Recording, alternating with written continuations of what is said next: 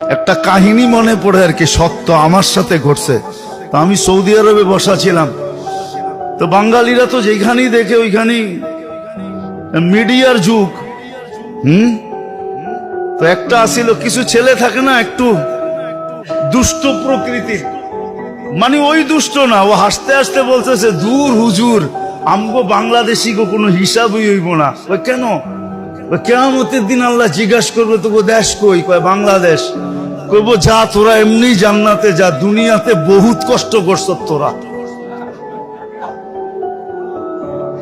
এমন হাসি পাইছে আমার যে আসলেই তো দেখেন না, আমরা এয়ারপোর্টে যাইতে কত কষ্ট, আইতে কত কষ্ট, এইখানে কত কষ্ট, দেশে গেলে কত কষ্ট।